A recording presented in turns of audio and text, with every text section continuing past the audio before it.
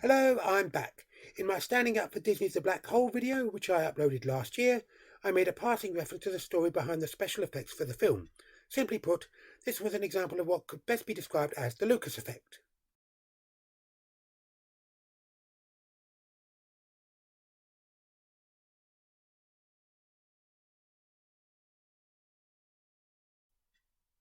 Also known as Lucasization, the basic principle works like this. Entity A owns the rights to an intellectual property, or IP for short. This could be a fictional character, a literary work, a technical process, or a media franchise. Entity B comes along, seeking permission to make use of the IP. When the two parties are unable for whatever reason to agree a deal, B decides to take inspiration from the IP and produce something in a similar vein which, compared to the original, proves to be either more popular, technically superior, or both. This may prompt Entity A to reconsider their position and attempt to use the original IP themselves in order to join others on the resulting bandwagon.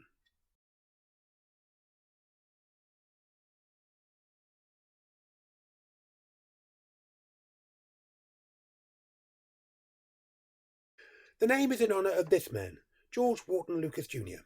During his early days as a filmmaker, Lucas thought back to the Flash Gordon movie serials, which he had seen on television as a child, and began to wonder what would happen if they were made using updated equipment and techniques. To that end, he approached King Features Syndicate, who owned the original Flash Gordon comic strip the serials were based on, for permission to make a Flash Gordon movie. However, King Features wanted 80% of the gross income, and direction to be handled by Federico Fellini, who had optioned the Flash Gordon film work from Dino De Laurentiis. As a result, Lucas decided to create his own story, which eventually became Star Wars.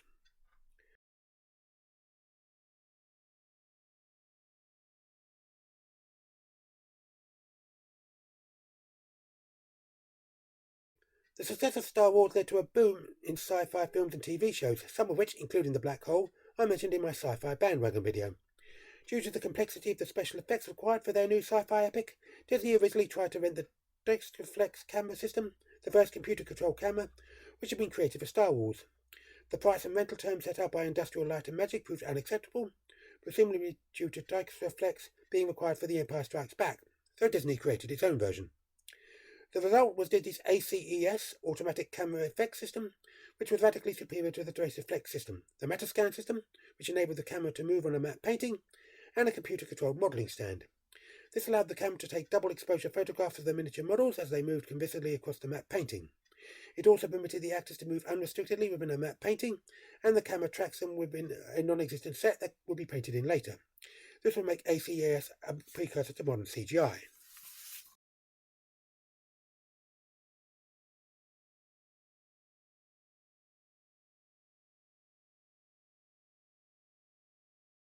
In the early 21st century, the splitting of rights for Star Trek between Viacom and CBS, and the wholesale changes that resulted, led to the franchise's popularity entering a clear decline.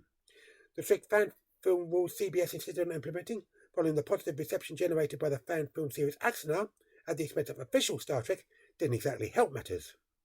The situation became so bad that, according to Midnight's Edge, actor, producer, and self-confessed Star Trek fan Seth MacFarlane pitched a new Star Trek series to CBS in 2014, which would have been a sequel to the TNG era.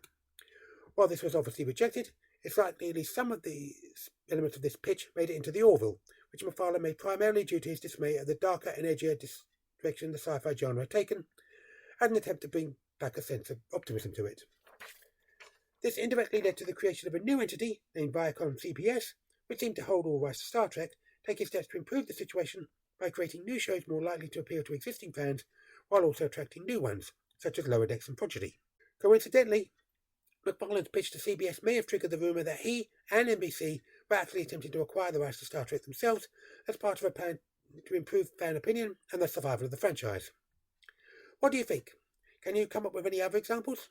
Please submit any comments and sections in the area below. I hope you enjoyed this video. If you did, feel free to like, share, subscribe, and click the notification icon, and I'll be back soon.